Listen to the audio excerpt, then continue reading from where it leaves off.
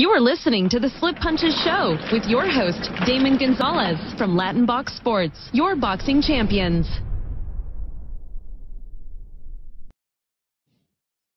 Good evening, everybody. It's Damon Gonzalez from the Slip Punches Show, Latin Box Sports.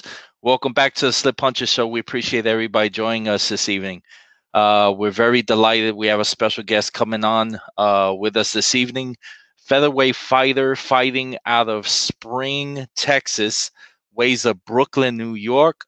Let's all welcome Melissa Parker to the show. Hola, hola. And what's good? Oh, back in training camp. So I'm feeling, the little pains and aches and stuff, but it's also a good feeling. You're young. You got this. I'm kind of young. I feel young. That's what matters. Well, at your age, you're like at the prime of your career. Most definitely, yeah. Champion, congratulations, first of all. Let's start off by giving you a shout out. You came into 2020 with all that has been happening. First of all, how is you and your family doing? How's everybody doing? Everybody okay? Yeah, everyone's doing good. We try to stay inside and stay away from large crowds. Even with my training, we're real selective. So everyone's good. We're coming off of the holidays, back to business as normal.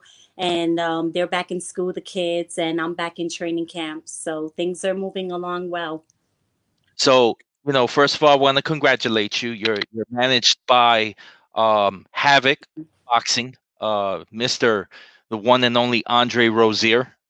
We're very pleased to hear that information. And, coming off of 3 great fights in 2020, that's very impressive. Thank you so much. When I came back, I really wanted to make a statement because being in the amateurs, I'm so used to having back-to-back fights, fighting 4 to 6 times in 1 week.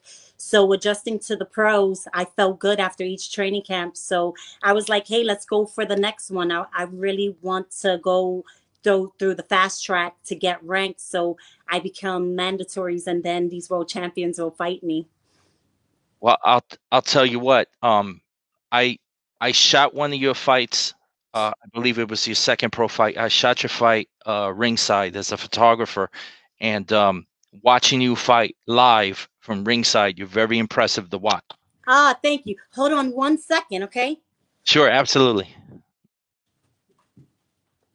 Once again, everybody, we welcome Melissa Parker to the show, featherweight fighter, NABF champion, on the line with us this evening. We'd like to give a special shout out to Empire Pro Tape in London, one of our official sponsors. We appreciate them so much. Some of the best boxing tape in the world. Wow, look at that. Thank you so much. I cannot wait to frame this and put it up. I just got it in the mail and I'm super stoked. Yeah, I'll tell you, you didn't waste any time. And the one thing that I recognized very quick in the fight was you sat on your punches. You were very much concentrating on how you wanted to execute the fight. And I really like the way you handled yourself. And also, I noticed you glancing at your corner, listening. So that's also a great look. Tell us a little about how that's going with your camp. And you go all the way from Texas to New York to train. Yes, because my family is here in Houston, Texas area. I split my camps up between Brooklyn and New York so I can have more time with them and not be away from them. So that's why a lot of times on my social media, you'll see I'm flying back and forth throughout camp. Well, you basically, again, you have no problem in doing this. You love to do the boxing. And, you've shown, like in your last fight, man, I'll tell you what, you threw such a left hook at that girl and you dropped her in seconds. You threw a great punch at her. And it shows that, again, you're on point with executing your punches. That's one of the things we've really been working on is not just being an offensive fighter, because I tend to be real aggressive, but also being able to fight defensively and being able to counter a lot of attacks. So I like the fact that I'm fighting different styles with these girls because it's just showing what I'm able to do. I have an answer for whatever you bring at me. I'm not just a one-dimensional fighter. As far as I'm concerned, as a boxing writer and somebody that's boxing like you, we all play different roles in the sports. You fight, I write. Women's boxing is absolutely very much alive. and give us your thoughts and how humbling it is to be on course in the direction that you are right now. Oh man, I feel so fortunate because as I've said previously, when they've asked me, I was injured back to back. I had a full ACL tear, a partial meniscus tear. I've broken the fibula bone in my right ankle, and these were all back to back. So for about 4 years now, I'll come back to training, get injured, and have to take time off.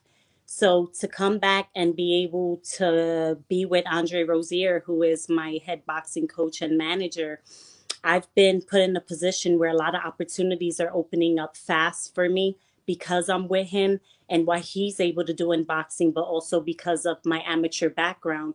So we're able to pick it up and try to get these fights and move fast. Having him has just been one of the greatest feelings. We make such a great team, and we've been together on and off for over 10 years now as a team. You know, there's no question about that. He's definitely a decorated Hall of Fame trainer. But you from Brooklyn, you love to fight. Oh, yeah. I can't help it. I love it. It's all about, and that's why it's just so, you know, again, watching you write a fight ringside was very exciting to watch. Tell us your story growing up in Brooklyn and how you wind up in Texas. Well, I was in New York up until because I actually started boxing when I went to Connecticut. My mom moved us out of New York for a few years. Okay. So I actually wound up boxing in Connecticut. And then we moved back to New York. And that's when I started working with Andre and we built rapport. And when I fought at 125, I went like undefeated with him. I've never lost in the amateurs with him. And so I joined the military and I was able to be on the Marine Corps boxing team. And then I got out Wow. for it. Yeah. And the Army recruited me to be in their world-class athlete program. And I'm like, well, they have one of the best programs in the nation for amateur boxing. So let me check it out. And I like being in the military. So I wound up being able to represent the Army also with my boxing while I was on the US team. And I had decided to turn pro after I made the 2016 World Team, but that's when I tore my ACL and meniscus. Well, my goodness, thank you for serving our country. Incredible. That's an incredible story. So how old were you when you first started boxing and what brought you into boxing? I was almost 15. I was a few weeks from turning 15. And someone I knew from school actually had passed away. And he was the JO champion at the time, Marty Wilson. So Oh, wow. when I went to his wake, part of his wake was being held at an amateur boxing gym. So I showed up and, I'm fresh from New York. I'm still pumped with street fighting and getting into trouble a little bit. So I walk in and I'm like, yo, what's this? And that's when they shared all these things about me because I only knew him, brief conversation passing in between classes. So I didn't know he was a boxer, but he was popular in school. So now I know why. So, an unfortunate tragedy brought me to boxing and they would have to kick me out the gym sometimes because I basically lived there. I fell in love. So what are some of the ladies you grew up with in the amateurs going into pros, and talk a little about some of your experiences? Because again, you're a tough cookie.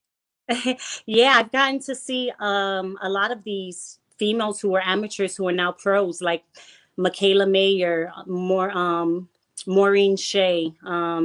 That's my girl, Maureen Shea from Yeah. Florida. I've only fought her once in the amateurs and I got the L. So hopefully we can match up in the pros. I would like to try to get that W from her. Ooh, that's what's up. Yeah. That's what's up. I hope you listening, Maureen. I mean it in the sweetest way, though, just because I admire what she's been able to do in the sport. And I just want to go against the best. There's a lot of up and comings, just like I am, but I would love to fight up and comings when they can be challengers and I could be a world champion because I've been in the game so long. I don't feel like I need a lot of time to make my way towards 10 rounds, 2 minutes. You know how many rounds we spar in the amateurs just preparing for our 4 2-minute rounds? So I feel ready to jump into it. And I'd like someone who can answer what I have, because I would like to show what I got and I want to be tested. So being able to fight them is going to put me in that position to really show just what I'm made of. Right, Brittany Sims tried to punch with you in your last fight, but your hands, it just seems they were just explosively quicker, and you Thank you. caught her and you dropped her, and that didn't waste any time. But it shows the pedigree that you have as a fighter. You take this very serious, and that's important, right? Oh, of course. I mean, this is more than just a career. When you decide to box, it becomes a lifestyle, just because you have to worry about your conditioning. You have to, think about your weight. So you got to look at your diet. You have to break up sessions into so many different things that depending on what you're working on. So it takes up a lot of decisions. Even my career choices have been because of boxing, joining the military, being on the US team. So I really want this. It's all I think about. So you juggle a lot around you, and it's totally impressive. You know, you raise your family, you got kids, and you got your lifestyle and everything right there in front of you. You live in Texas. You were in Connecticut for a while. You got none of those accents. You still got the Brooklyn accent if you Yeah, want. You but know. I shock people because once in a while I'll say something and they'll look at me and be like, "You ain't Southern. You better stop talking like that." And I can't help myself because they be rubbing off on me. But New York always comes back. So how humbling is it to work with Andre? Because Andre, again, he's a class coach, and he's just a great person all the way across the board. And how great it is to work with him. And what have you learned to this point? Because you're very determined and you're very focused on you wanting to be a champion, and that's incredible. Yeah, it's great because he brings out the best in me. Sometimes you'll meet a coach where y'all just click. And that's what happened with us. He understands me as a fighter. He knows my strengths and my weaknesses. He doesn't try to change me. He just looks to continue to improve me. And that's one of the things I need. I've been doing this for so long. There's not a lot you can change about me. So you have to be able to work with what I already have and only add to it. And that's what we have. We just spoke today, and we're just looking to get, decent opponents for these fights to show what we're working on, because right now the bantamweight division, light featherweight division, there's a lot going on. So it's been a little frustrating trying to get one of these active top girls, to go ahead and let me challenge them to a world title match. Now, I know there has been talk recently, Darnella Bermudez, which she's a junior IBF. You've had some words that you stress some concerns in regards to going after one of her titles. What are your thoughts on that? Yeah, so with her, she's definitely not a vacant belt chaser. She's defended her WBO title like 5 times back to back. She's won different titles throughout her career. So I would like to go after the IBF title at 122 because I got my NABF title at 122. So I'd like to be able to at least unify, hopefully go and become undisputed champion at that weight class. I was going to try to go for the WBC, but right now it's tied up because there's an interim champion. So they have to fight it out to see who's going to be the legit champion. So I can't go that way. Then I can't go after Dina because she's about to move up in weight class. So she's not sure what she wants to do. So right now that belt's on hold. So then I was looking at this girl, Bermudez, and I'm like, I'd love to be her first title defense. She's active. She's a good fighter. I think our style will make a great match. And I'm ranked now. So why not make me your title defense when I have a date, I have a location? If money's the problem, let's have our teams talk and figure it out, and let's put on a great show, because she's actually been traveling. She went to Mexico and fought. So it's not like she's not leaving the country. So I'm hoping to be able to go against her because I'm eager to show that I can handle that level of competition at this point. That's what's up. You know, I'll tell you, and it shows your confidence in everything you're saying. You know, you put it out there, but listen, we got to give a lot of props to Havoc. Havoc been around a minute. They're not new to this. Mm-hmm. They've thrown down with fighters everywhere, Barclays Center, the Garden, and all over the world. So how gratifying is that, knowing that the best is yet to come for you? I just keep thinking about it. I've been able to fight 3 times with this pandemic happening. So when things improve, I keep using that to keep me motivated because I was able to fight at Madison Square Garden for the New York Gloves. So now I keep thinking as That's a what's up. pro, hopefully I could fight at like the Barclays Center. And man, I feel like a little girl over again to be able to fight at these centers that are in New York. It's mind blowing to think that possibly one day I could headline a card, where I'm from. I'm definitely going to ask you to give a shout out to your team. That's so important, of not just you, but everybody around you and your team. And then we're going to throw it down with the fans. Yeah, most definitely. Shout out to my Havoc team back in New York. We train out of Gym X in Brooklyn, and we also train with Gary Stark up in Staten Island. That's what's up. I'll be there soon to finish up the second half of my camp. And I got to say, I'm so grateful to my MMA team with War, my head coach, Adam Copley. He's really stepped up. He's been handling the boxing portion of my training. He's been doing closed sessions so I can keep up with my MMA. We're about to wrap up this week up here in Houston. But just know, all my teammates, all of y'all, I'm so grateful for y'all. That's what's up. That's great. So MMA, you got striking skills then. Hey, let me tell you something.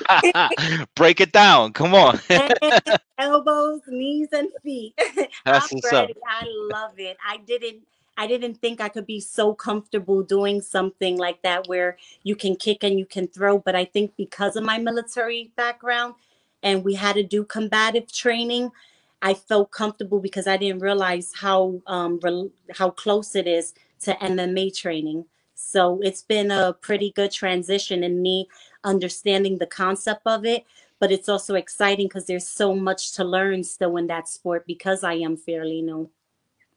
I mean, every fighter has a different tools of war and what they Mhm. use when the bell rings and they step in the ring. What do you like? What's comfortable once your hands are wrapped and you put those gloves on and you get in that ring and you start to execute your punches?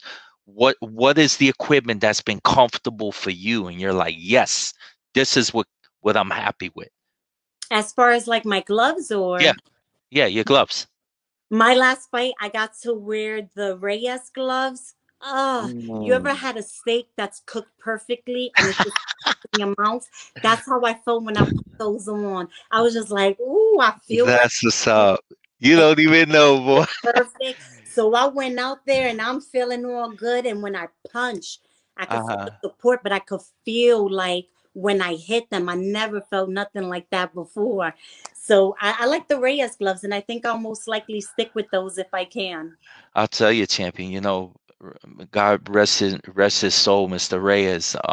He's no longer with us, Mhm. but it's a glove that has such a rich history of fighters. The Barrera and Morales, Manny Pacquiao back in the day as he was coming up, fought with Reyes. Yeah, and those are some work Great glove. when you are a puncher who likes to hit and throw in combos. It really matters what gloves you wear. So I'm glad I got the opportunity to wear them so early in my career and know what I like because I've worn different brands now for all 3 of my fights. Champ, please take this time out and give all your fans a shout out. Give all your fans a shout out that believe in you, follow you, hate you, whatever the case may be. Hey, let me tell you, I appreciate y'all support so much. Stay tuned with me. You can find me on Instagram and Twitter through Melissa Oddessa. And just keep up with me and keep having that faith in me. The messages I'm getting, the stuff y'all making, I got made into a meme, which was pretty cool.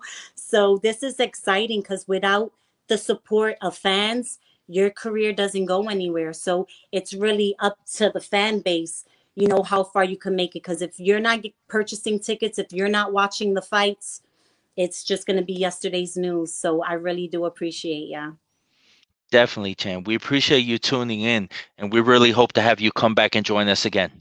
Most definitely. It's been a pleasure. Thank you. Thank you. Thank you so much. And keep on punching. And thank you so much for coming on the Slip Punches show right there. Look, there you go. Oh, I want it so There bad. you go. I'm telling WC. you, they all mine. I'm claiming it. Listen, I will say this. I'm involved personally with a sanctioning body. Okay. I'm with the NBA. I'm the president of the NBA belt. And the one thing I can tell you with my friendship and relationships with the other sanctioning bodies, they are watching.